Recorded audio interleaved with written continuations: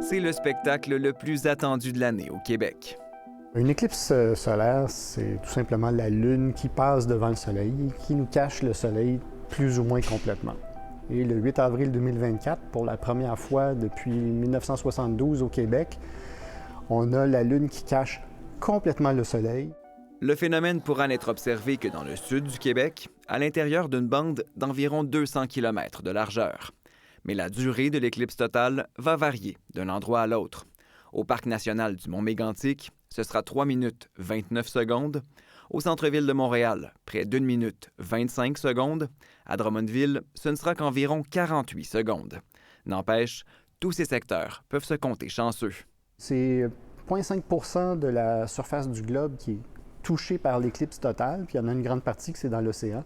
Donc, les terres habitées où c'est facile de se rendre, c'est une toute petite partie de la zone d'éclipse. C'est ce qui fait dire à Marc Jobin qu'un déplacement dans la zone de totalité en vaut la peine. Surtout qu'il faudra ensuite attendre jusqu'en 2079 pour la prochaine éclipse totale visible depuis le Québec. À Montréal, ce sera plutôt en 2205.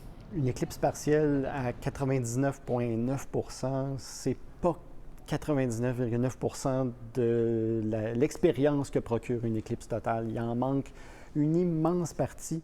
Et cette expérience ne se vit pas seulement en regardant le ciel.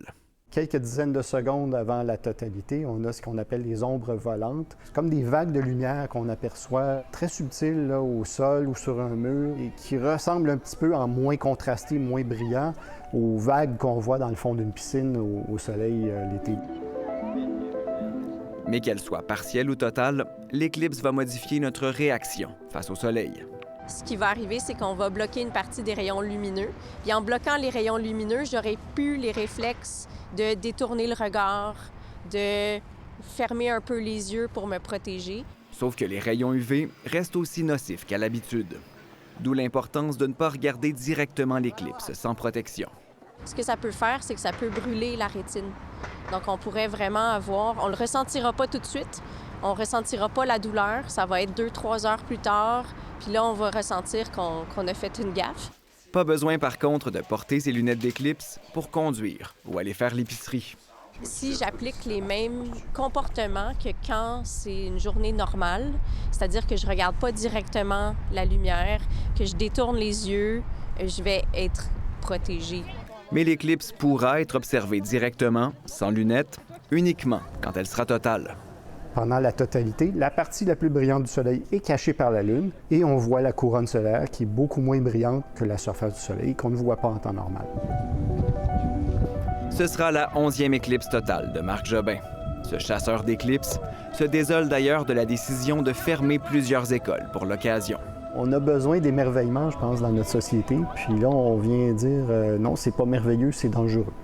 C'est nocif, c'est toxique. Il y a des scientifiques, il y a des chasseurs d'éclipses qui ressentent des émotions, des belles émotions quand ils voient ce phénomène-là.